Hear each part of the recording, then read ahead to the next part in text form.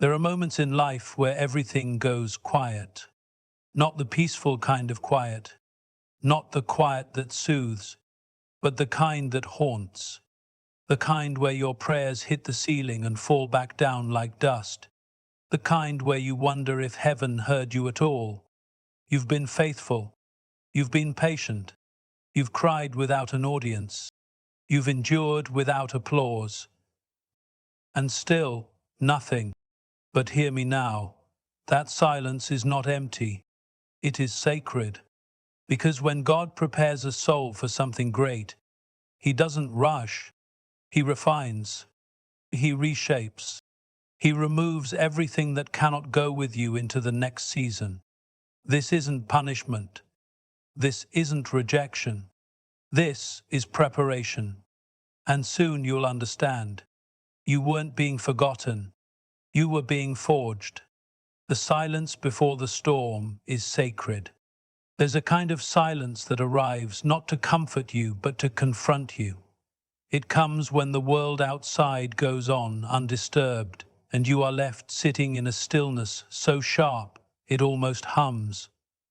Not the kind that lets you rest, no, the kind that makes you restless.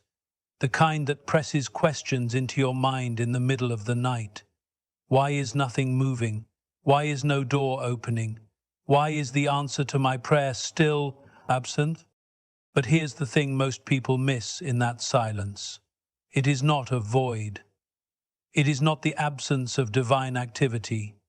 In fact, it's often the clearest evidence that something sacred is underway. That hush you feel, that stalling, that pause, it's the calm before the shift. It's what happens when God begins to prepare the atmosphere around your life for the very thing you asked for. The silence is not punishment. It's the gathering of winds. It's the holy quiet that happens right before destiny begins to stir. You might feel like you're in a holding cell, like you've been shelved, overlooked, left to gather dust while others pass you by. But preparation never looks like promotion. It looks like pruning. It looks like isolation. It looks like walking through rooms full of people and still feeling unseen, unheard, unknown. Because that's how God strips away the noise. Not just the noise around you, but the noise inside you. The fear, the comparison, the need for validation, the voices that keep whispering that you're behind, that you've missed your moment. All of that must be silenced before the answer arrives. Because if it's not, you'll misinterpret the blessing. You'll carry it like a burden instead of receiving it as a gift. And maybe that's what you don't see right now. You are not just being made ready to receive what you prayed for. You're being made into someone who can keep it, who can carry it with grace, without self-destruction, without arrogance, without collapsing under the weight of what you once thought was the dream. Because if God gave it to you too soon, it would ruin you. It would slip through your fingers or sit in your hands like a crown too heavy for your head. That silence, it is holy. It is the space where God begins rearranging things you didn't even know were out of order. It's where He starts exposing fears that were still hidden, patterns that would sabotage you, people you thought were permanent but were only meant for a page, not the whole story. This is where He starts asking you questions with no immediate answers. Because the point isn't to solve, it's to strip. It's to empty your hands of what no longer serves the purpose that's waiting for you. So when the silence comes, don't curse it. Sit with it. Listen inside it. Because in the stillness, God is working on two things: what you asked for, and the version of you that's strong enough, wise enough, ready enough to hold it. And the storm that follows, it won't be destruction. It will be the arrival, not chaos, but a divine shift. Not the end, but the long-awaited beginning. God doesn't deliver what you pray for. He delivers what you're ready for. There's a misconception many carry in the quiet corners of their hope. The idea that if a prayer is pure enough, if the desire is strong enough, and the tears have fallen long enough, then surely the answer must arrive as requested. We grow up believing that prayer is a transaction. Ask, believe, receive. But divine timing does not follow human logic. Heaven does not operate like a vending machine where wishes are exchanged for rewards. No. It is far more intricate, far more merciful. Because the truth, though hard to accept, is this: God does not give according to your longing. He gives according to your readiness. There are blessings that would break you if they arrived before their time, and not because they're too big, but because you're not yet built for them. You're still clinging to the parts of yourself that can't survive where you're going. You're still defining your worth by old wounds, trying to negotiate your future while dragging around baggage that wasn't meant to come with you. And God, in His wisdom, doesn't answer your prayer to impress you. He answers it when it will transform you. Mehitwen. That's why the waiting feels like a wilderness. Because it is. It is a place where you are stripped of expectations, detached from deadlines, and taught how to breathe without needing proof that something is happening. It's where you stop asking for signs and start becoming the sign. The answer you're seeking is already in motion, but it must arrive to a version of you that has been tempered by experience, refined by resistance, and made stable by silence. Not because God wants to delay your joy, but because He knows premature blessings lead to fractured identities.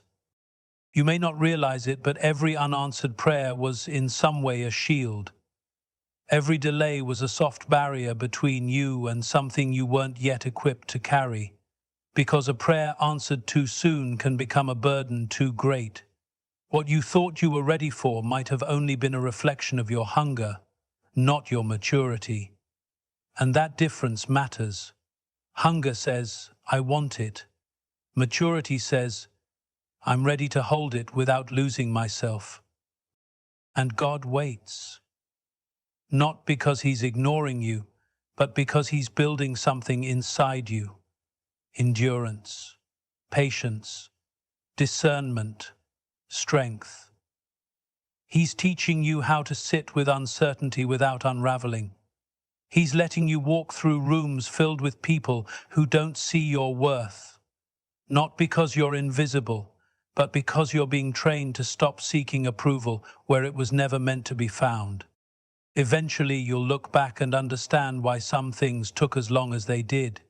You'll realize that if the door had opened sooner, you would have walked through it wearing the wrong identity. You would have misread the moment, mistreated the gift, misunderstood your own purpose. And so the waiting wasn't a punishment, it was protection. It was calibration. It was God ensuring that when the blessing came, it would not feel like a prize, it would feel like home. What you've been praying for is not being withheld, it's being prepared. And more importantly, you are being prepared. Not to simply receive, but to sustain. Not to boast in it, but to grow from it. Because real blessings don't just arrive, they align. Broken roads are the training grounds of destiny.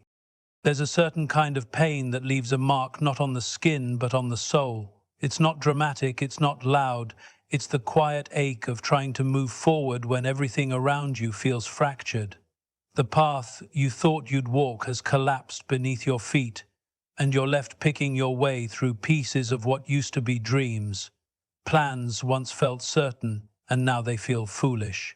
People you trusted became chapters you didn't expect to close so soon. You keep looking for signs of progress, for reasons, for some thread of meaning, and yet all you find are broken roads that never seem to lead anywhere. But there is something sacred about walking through wreckage with your faith still intact. Because what feels like ruin is not the end, it is the environment where character is forged. There's a training that happens in disappointment that success will never teach you. When everything falls apart, you are forced to see yourself without the distractions, without the applause, without the assumptions. You begin to learn how much of your hope was built on comfort instead of conviction. You begin to understand that strength is not proven when everything is going well. It is revealed when nothing is. And that's where destiny does its quietest, most powerful work. In the places no one sees, behind the curtain of loss, beneath the surface of heartbreak, deep in the silence, where there's no recognition, no reward, only repetition. You start asking questions like, what's the point of all this pain? But pain has always been a teacher that speaks in whispers. It doesn't explain itself immediately. It doesn't offer shortcuts. It waits until the lesson has soaked into your bones, until your ego has been humbled, until your identity has been purified, until your intentions have been sifted. Sometimes God allows the path to break, not to hurt you, but to reroute you. The detour wasn't punishment, it was precision, because if He let you continue down the original road, you might have succeeded in something that would have slowly destroyed you. He knows that destiny is not built on comfort, it's built on the ability to endure and still remain kind, to be disappointed and still remain grateful, to be forgotten and still remain faithful. Every setback you've survived is a place where your soul was sharpened. Every time you were let down, you were learning how to stand without leaning on people who were never meant to hold you. Every loss tore something from you, but it also revealed something within you, something buried, something unshaken, something quietly eternal. The broken road wasn't random. It was tailored, designed not to end you, but to equip you with what the blessing ahead will require.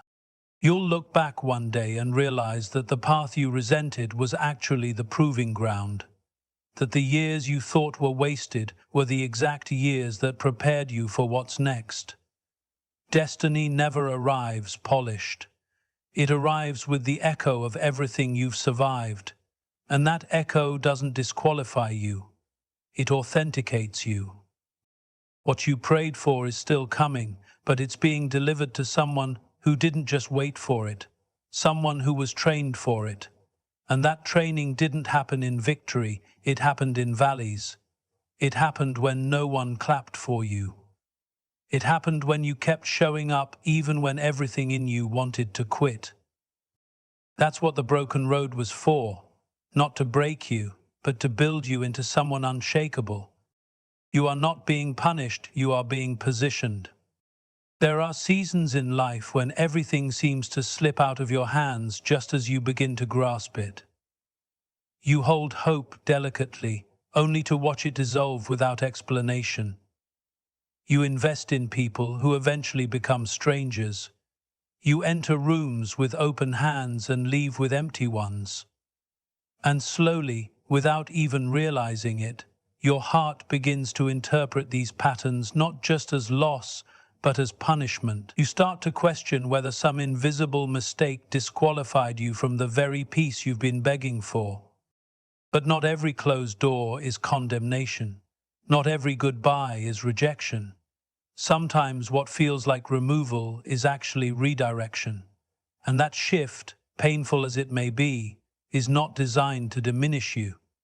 It is there to position you, because there are places you cannot reach if you are still carrying everything you once called essential. There are blessings that will not fit into the life you used to have, and so the pruning begins. Not to hurt, but to make room. When things fall apart, it's tempting to believe you've done something wrong, that if you had been better, more spiritual, more disciplined, more anything, maybe things would have worked out. But divine timing isn't based on performance. It's based on alignment, and alignment often requires that God remove the things and even the people who quietly pull you off course. Not out of cruelty, but out of care, because He sees beyond the surface. He sees the conversations you weren't meant to be part of, the relationships that would have drained you dry, the opportunities that glittered on the outside but would have hollowed you on the inside. You might be grieving something that left a relationship, a career, a version of yourself that no longer exists. But it didn't leave because you were unworthy. It left because it no longer matched where you're going. And that doesn't mean it was bad. It just means it had fulfilled its part in your story. The difficulty is that we rarely recognize this in the moment. Pain clouds clarity. The loss feels too personal, too sharp, too unjust. And yet, if you trace the arc of your life, you will begin to see that every painful pivot eventually brought you closer to something deeper, something more honest, something that you didn't even know how to ask for. Being positioned doesn't always look like progress. Sometimes it looks like isolation. Sometimes it looks like walking alone for a while. But in that solitude, you begin to hear the voice of purpose in ways you never could in the noise. You begin to rebuild your confidence not from applause, but from truth. You learn to stop reaching for things just because they feel familiar, and instead begin trusting what's unfamiliar because it feels right. It takes humility to accept that God's plan might not look like the one you drew for yourself. But it also takes courage to believe that His plan is still good even when you don't understand it. You are not being punished by this process. You are being realigned. You are being pulled out of what's easy so you can be placed where you are truly meant to be. And while it might not make sense right now, there will come a moment when you realize the removal wasn't personal, it was prophetic.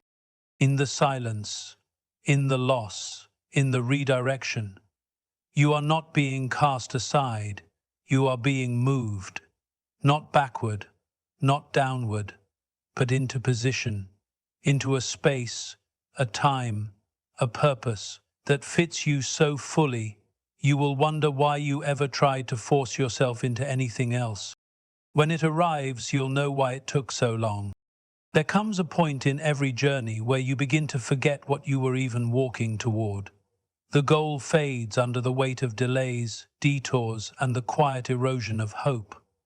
You find yourself moving through days more out of memory than motivation, doing your best to keep going but secretly wondering whether what you prayed for will ever show up at all. You begin to carry a quiet resignation, not the kind that announces defeat, but the kind that slowly starts to expect disappointment. And yet, in the background of it all, something is still being formed, something you can't quite see, but that has never stopped moving in your direction. What we often fail to understand is that time itself is part of the miracle. The delay was not simply a matter of logistics, it was doing something inside you, stretching your capacity, sharpening your discernment, reshaping the way you define fulfillment. The longer you wait, the more you're forced to separate your identity from your desires. The more you begin to learn the art of patience, not as a passive surrender, but as an act of trust. You stop treating time as your enemy and start recognizing it as a companion. Uncomfortable, yes, but necessary. When what you've prayed for finally begins to unfold, it doesn't come crashing in with noise and spectacle. It slips in quietly, but with a sense of weight, the kind of weight that feels familiar and foreign at the same time. It doesn't look the way you imagined it, it's better, not because it's shinier, louder, or more glamorous, but because you are different now.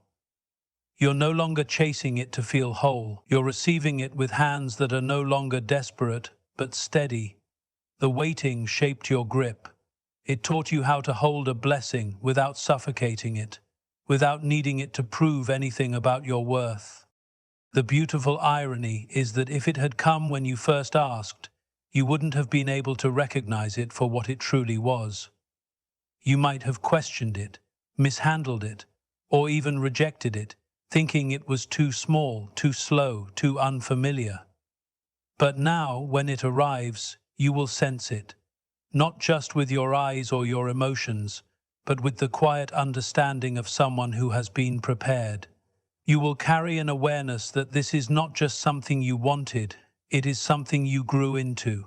It fits not because it's perfect, but because you've been forged in such a way that your soul now knows how to wear it without fear. The years of confusion, of unanswered prayers, of painful goodbyes, they will begin to make sense in pieces.